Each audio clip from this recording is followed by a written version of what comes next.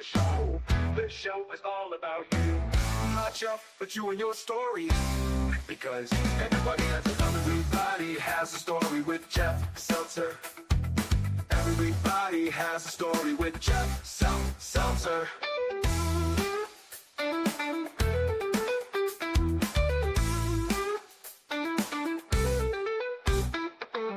Brought to you by JeffSeltzer.com. Hello and welcome to Everybody Has a Story with Jeff Seltzer. I am your host, Jeff Seltzer, and this is episode 68 of my own personal midlife crisis. So thank you all for joining and listening as you tend to do. A few things I wanted to talk about, I guess, this week. It's been a few weeks since I put out my last episode with Joanna Rodriguez, which was episode 67, which weirdly has, I don't want to say set the world on fire, but has set my personal podcast records on fire. Firstly, I really enjoyed my conversation with Joanna. It was a great conversation. I think she was super honest, and I think we really got into a good place talking back and forth about the realities of working corporate America and about just in general, how things impact in life.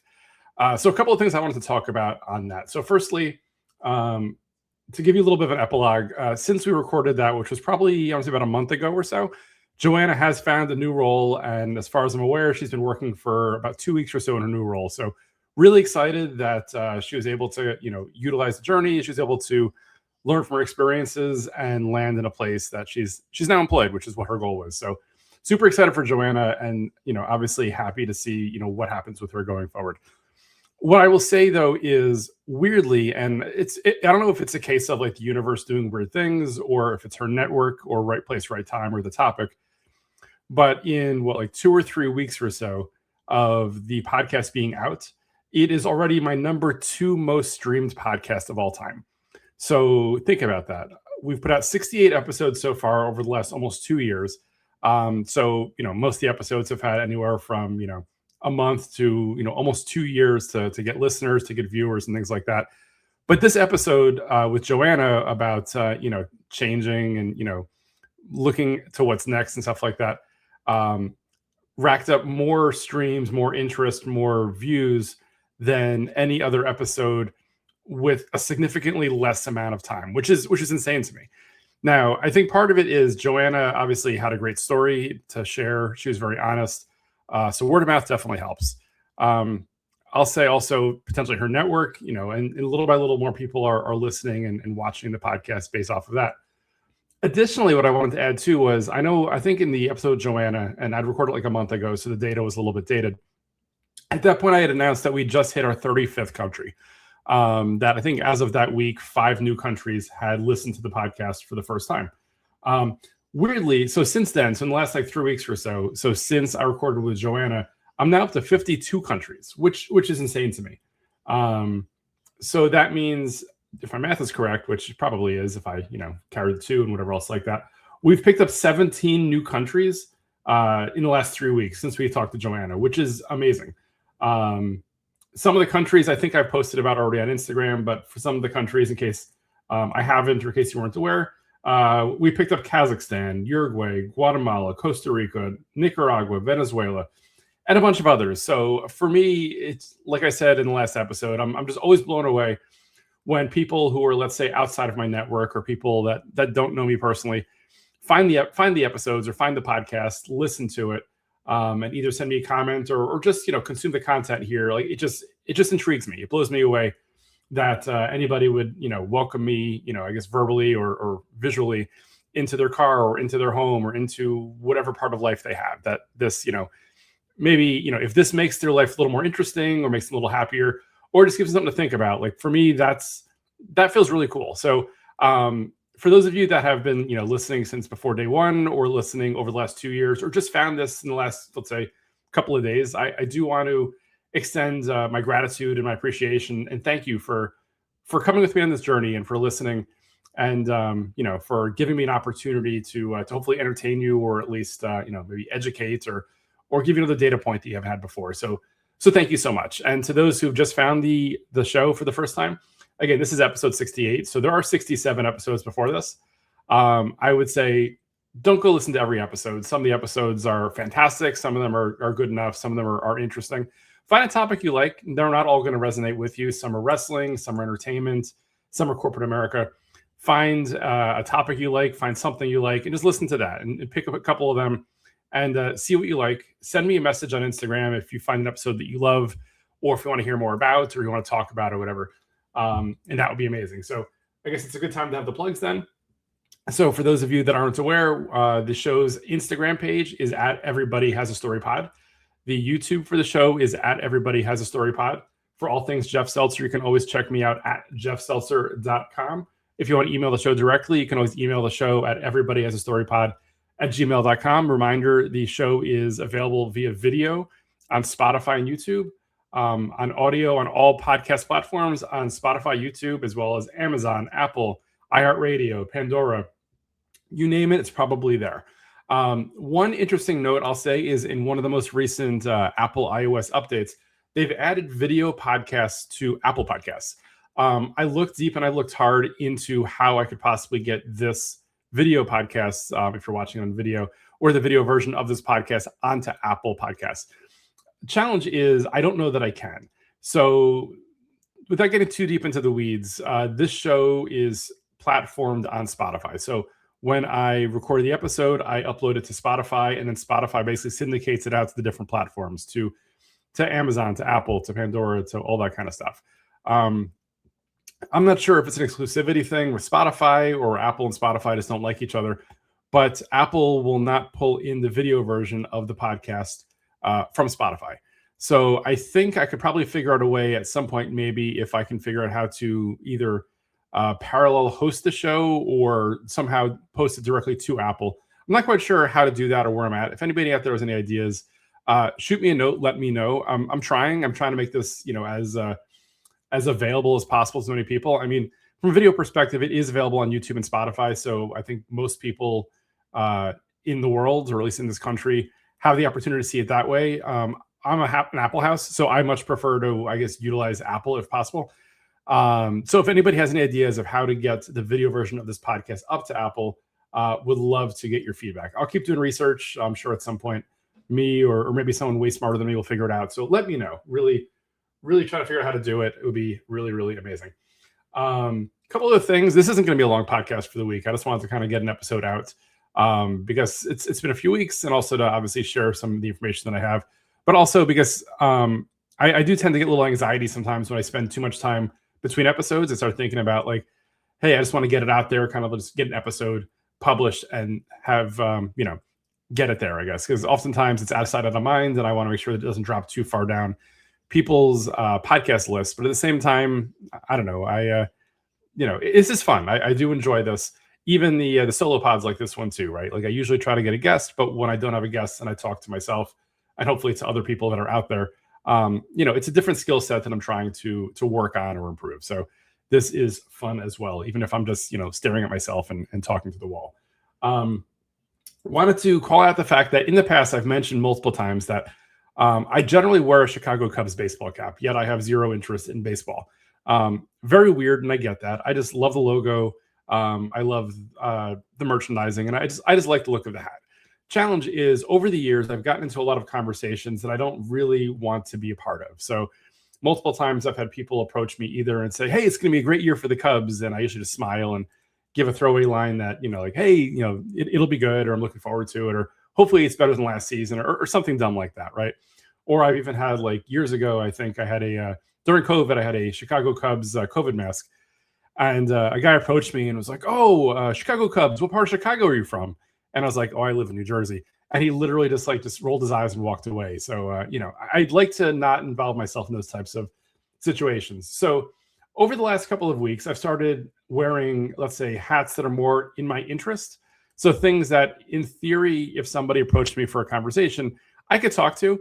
I don't necessarily want to have conversations all the time, but at least I'm more equipped to it. So recently I've been wearing Disney World hats. That's obviously right in my wheelhouse. So if somebody says, hey, Disney, I'm like, yeah, Disney, something like that, right? But I do give a lot of advice, or I talk a lot about Disney. So it's something that I think I'm a lot more comfortable talking about and gets me into less awkward conversations. My older daughter, Robin, just decided what school she's going to go to from a college perspective. So I've been wearing a hat for that school recently too.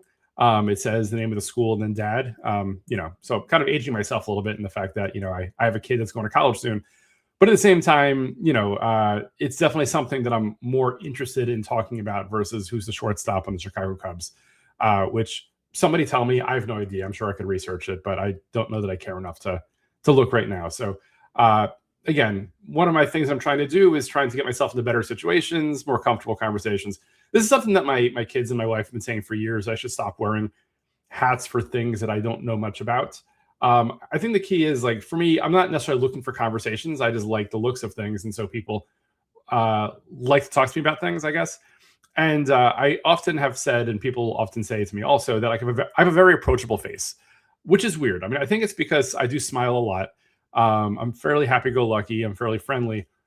And for some reason, I look like I know what I'm talking about sometimes. Like, I could be walking in New York City and have no idea where I am in a sea of like hundreds of people. And a random person will say, "Hey, do you know where such and such is?" And I'm like, I don't know. But it's just interesting to me that, like, of everybody in the area, I'll be the person that's pointed out. So again, maybe by switching up my hat or what I wear, it'll change up how approached I am or what people approach me about. I don't know. But we'll see what happens. Let's, one day at a time. We'll learn from this experience, and hopefully we'll have a story or not that we can share at some point. Last thing I wanted to talk about. Actually, I have a couple of things we're going to talk about, so let's keep moving here. So earlier in the year, actually back on the New Year's episode with a friend of the show, pal of the show, buddy of the show, Marcus Brandon, we had talked about New Year's resolutions for 2026. So in 2025, my goal was to average 10,000 steps per day, which for me was a challenge. I don't naturally walk 10,000 steps per day. I'm way too efficient, and I way too, just do what I need to do from a steps perspective, as opposed to, taking extra steps to, keep myself in shape and get where I need to get to. But I did it. So that was the check.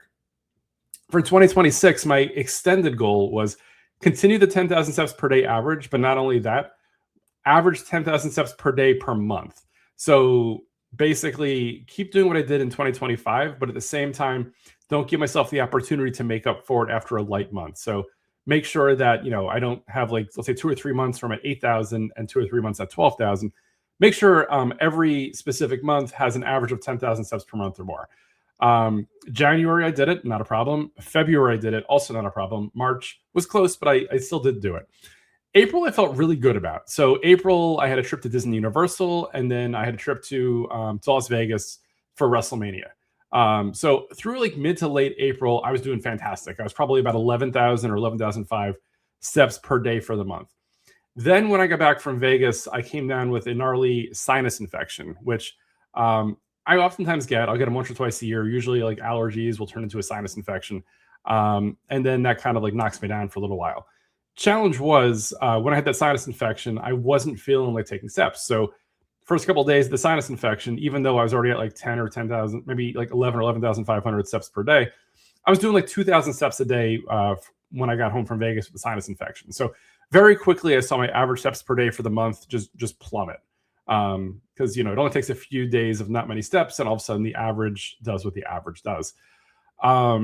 So I had to work really hard the last few days of April. And I did finally get my steps average back up to over 10,000. I started off thinking I was going to hit like maybe 12,000 steps per day per month based on, Disney steps and Vegas steps. But then, unfortunately with my sickness, I eventually had to, do what I could just to barely get above 10,000. Lesson here, I guess, for myself and for anyone else who's listening, is don't leave things for the last minute. If I did not get all those Disney steps and Vegas steps, and I just averaged like barely 10,000, and then I got a sinus infection and I wasn't doing much steps at all, it would have been really, really impossible to hit my goal for the end of the month. So I think there's a lesson, for anybody who wants to take it, but specifically for me, I always try to make sure I don't leave things to the last minute. And this just kind of, reinforces that thought process and the fact that I probably should, continue to, do things, not just from a steps perspective, but just like in life in general. Like, don't leave it to the last minute. Anything can happen. So take that for however you'd like to. Something else I wanted to bring up too. So as you guys all know, I love movies. For me, it's a form of therapy. It's a way to kind of like escape life sometimes, escape reality. And for me, I'm just like totally just like, I love the process. I love the visuals. And sitting in a movie theater, oftentimes, I love the fact that I'm disconnected, right? If you're in your house, whether watching TV or a movie, oftentimes you'll take out your phone or your iPad, or you get distracted, or whatever, right? And that's, which is fine if that's what you're looking for. But oftentimes for me, I'm looking for like a true escape. So first of all, from a statistic perspective, I will say I've seen 53 movies this year, not 53 in theaters, but 53 different movies between home and theaters, which I will say is outpacing the last few years, where usually I hit 53 around like mid-July. So I'm like 2 months ahead of time, which, says whatever it says, I guess, right? Okay. So I have the AMC A-list movie deal. This is not an ad. This is not a paid promotion, but it's one of those things where it's like $28 a month. I can see up to 4 movies per week at AMC movie theaters. Generally, I say if I could see 2 movies a month on average at the theaters, at break even or probably a little bit above. Last weekend, I wanted to go to the movies, but there really wasn't anything I wanted to see. AMC had something on Sunday called AMC Unseen, which the general premise is you show up, you don't know what movie it's going to be, and then they basically show like a movie that's coming out in a few weeks. I think it's probably from a promotional perspective, their way of getting like PR or buzz for movies before they come out. So that way you see the movie and then maybe you talk to somebody or post about it.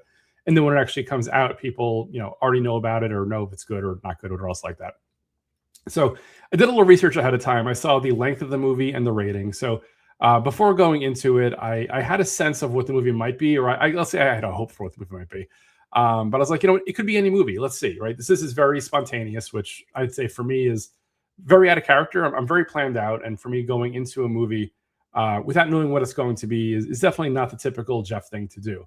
But with that said, with my AMC deal, if the movie started and it wasn't something I wanted to see, I could have very easily pivoted to another movie in the theater because, again, I got 4 movies a week, so I could have just scanned something else and gotten to see it. Okay, so show up at the theater, I'd say it was probably about a third full.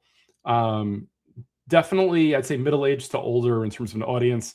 I was trying to gauge if anybody had a sense of what the movie was going to be. I didn't ask anybody. I just kind of sat in the corner with my my peanut butter M&Ms and my Mr. Pibb. But I sat there and I definitely was looking around to see who was there and kind of that kind of stuff. 2 o'clock starts, and all of a sudden trailers stop popping up. And at that point, I was like, I really just kind of get a little antsy, a little anxious to see what movie it was going to be. Was really hopeful that like at 2 o'clock, it would say like, hey, the movie is going to be whatever it is. But that wasn't the case. They basically treated it like a regular movie that you already know what it's going to be. So trailers start, Nicole Kidman does her thing, all that kind of stuff. And then they had like a real quick 45-second like clip where it's like a teaser for like the AMC Unseen, I guess, thing that they do, because they do this from time to time. And I'm waiting, and everyone else is waiting for something to say on the screen, like the movie is going to be whatever it is. Still don't know what the movie is, but like I'm very curious and very kind of like, okay, well, how am I going to spend the next 2 hours watching? What are we going to see? Finally, all of a sudden, all the pre-movie reels are done. Movie's about to start, and then on the screen it says, "Thank you, welcome, and please enjoy this movie, The Sheep Detectives, starring Hugh Jackman." At which point, like I was excited because it's a movie that I'd seen a trailer for a few months ago, and I thought it looked cute, looked interesting, and it was, in honesty, the movie that I thought it was going to be, based on the fact that it's rated PG. It was advertised, this one, as a hour 55. I think Sheep Detectives is like an hour and 50. So I was pretty spot on with what I thought it was going to be, which was good. I mean, if they had said like, hey, our sight unseen movie is The Notebook, I'm not sure how thrilled I would have been. But this was one that I was looking forward to, so I was excited for it. So as soon as they announced the movie, just thinking about my older daughter Robin, who loves to do this, I started applauding because I was excited that it was that, and the entire theater applauded as well. So it seems like it was appropriate. It wasn't too out of line. So saw the movie. It was a lot of fun. Really enjoyed it. It hits theaters this weekend, so it's a very safe movie for the most part. It's fun. It's entertaining. It's got some laughs, some funny stuff too. So I would say if you're looking for a good family movie and you don't want to see Mortal Kombat 2, which is probably not a good family movie, definitely consider seeing this one. It was a fun movie. I enjoyed it in theaters. If you can wait till it's on streaming, you probably do that also. But definitely worth spending your time and checking out The Sheep Detectives, starring Hugh Jackman, which was in theaters, I guess, now at this point. So that was different for me because, again, like I said before, I'm generally very planned out. I generally don't like surprises. I mean, my wife hates surprises, but for me, I generally stay away from surprises. I generally try to plan things out so I know what to expect. Probably says a little bit more about me than you need to know. But at the same time, it was fun. I'll probably do it again in the future. I know from time to time they have like horror movies sight unseen, so I'll probably go check out some of those at some point too. But this was good. I really enjoyed it, so definitely worth checking out, I would say. So do it or don't. It's up to you. Last thing for the week, and then I'm going to call it, I think, for right now, is a few weeks ago on Instagram, I'd asked for some topics. So I said, hey, we're actually put out a lot of episodes, but or else like that. What do you want to hear us talk about, or what do you want to hear on the podcast? So I'm not going to name any names, but the first person who responded back said Play-Doh, to which, in honesty, I haven't really used or seen Play-Doh, at least in, let's say, my older daughter is 16. So it's been at least a decade, probably more than a decade at this point. So I have little experience with it. All I'll say is I remember it being fun. Could be messy. I loved all the different accessories and play sets they had with it. You can put it in and you can make like what looks like spaghetti, like fun things like that, make weird shapes, whatever. So that was cool. I'm not sure what she wanted me to talk to about Play-Doh, but if you have any opinions on Play-Doh, send me a message. Let me know. Would love to hear. Do you use Play-Doh? Do you like Play-Doh? Is Play-Doh even still a thing? I'm not sure. But with that said, have fun with it and let's see what we got. Another one, not surprisingly, from a friend of the show, Marcus Brandon, was about being a male feminist. So what I'll say is this: I do oftentimes make comments that I'm a male feminist, or just I'm a feminist. I mean, I think my gender is probably irrelevant in that point of the conversation. My general thought is I think everybody should have equal rights. I don't think either gender is better or worse. I think individuals could be better or worse. But any gender or any situation or any community or population that, let's say, has had a tough time or has been mistreated, obviously I want to do everything I can to support and give them the opportunities that they haven't had in the past. I have a wife, I have 2 daughters. So I do want to make sure that they have every opportunity and then some that people before them haven't had, right? So keeping in mind, like in the 60s and 70s, like women couldn't have their own bank account. Right. There were situations that, like, not necessarily my lifetime, but very close to my lifetime, the equal rights that, people celebrate today or have today, for the most part, like didn't exist, only a few decades ago, which is crazy to me. Right. The whole different water fountains thing, like things like that just feels really, really weird. It feels like it should have been like thousands of years ago. And, there were plenty of people who lived through, the pre and the post, which is crazy to me. Right. So I'm not going to get too deep into this because this could obviously get into a tangent that will probably either get me canceled or uncanceled, or maybe it'll get me a viewers or listeners that I either want or don't want. I don't know what that even means. But with that said, back to Marcus's comment, I want to make sure that, everybody has an opportunity. Everybody has the rights that they should have. And I mean, it even goes beyond that, I would say, like I've always said before, like even at work or like, professionally, I want to make sure that like entry-level employees can learn from my experiences and other experiences around me. I want to make sure that they don't make the same mistakes that I made. I want to make sure that they're in a much better situation to succeed. And I want to make sure that, the generation, in front of me does better than the generation behind me. So I don't know if it's necessarily about being a feminist, but it's largely about just trying to leave this world or leave this society a better place than the way that I found it. Making sure that, society before me, is better now, and making sure society now is better in the future. Generally my thoughts. Again, probably I'm rambling a bit here, but I guess that's what happens when I don't have a guest. I'm just kind of staring at myself talking at times. So that would be that. Lastly, from a podcast episode or topic perspective, daughter of the show, Allison Seltzer, had requested that we do a topic about Benson Boone. So this goes back to pop music, right? So I've talked about over the last number of episodes that I love most music, excluding country music. Benson Boone is a popular pop star, let's say. I've seen him twice in concert now. I saw him with Allison about 2 years ago at a charity like radio concert. It was fantastic. It was Benson Boone. It was New Kids on the Block. It was Justin Timberlake. Who else was there? Tate McRae. Awesome show, right? Like they all played their hits. It was fantastic. Benson's a great performer. For those who haven't seen him before, he does all sorts of flips. He does all sorts of stuff while he's singing. He has a lot of great, like just like catchy bop songs as well. So definitely fun. Then last year, so back in 2025, myself, both my kids and my wife went to the Garden and saw him and his first time playing at the Garden, Madison Square Garden, New York City, which was awesome. Really fun show. Again, really, really great night out. And then Allison and I are going to see Benson Boone at the Prudential Center with one of Allison's friends in July. So that'll be a fun show as well. Is Benson Boone my favorite pop artist that's out right now? Not really. I think he's got some good songs. I think he's it's very catchy. He's very entertaining. But with that said, I mean, I love the fact that my daughter has resonated with music. She is an artist that she likes.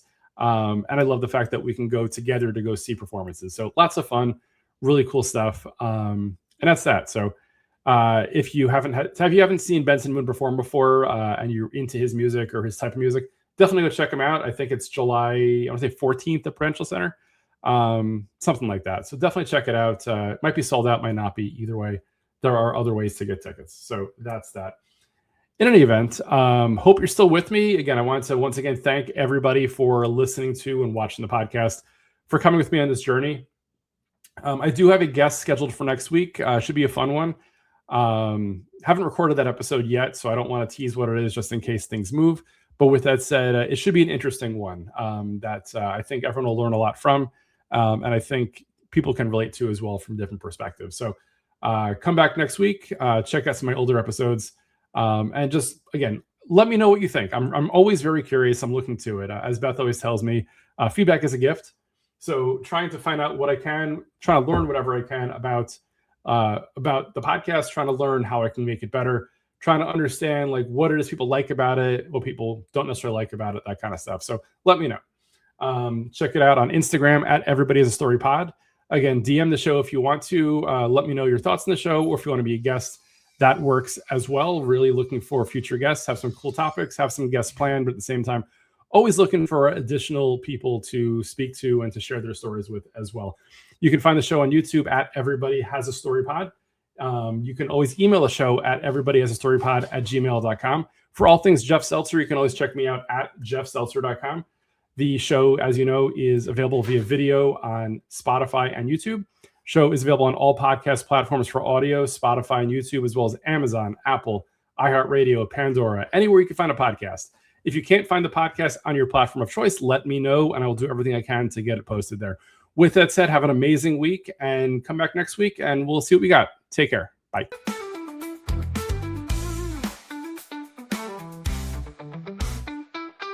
Everybody has a story with Jeff Seltzer. Everybody has a story with Jeff Seltzer.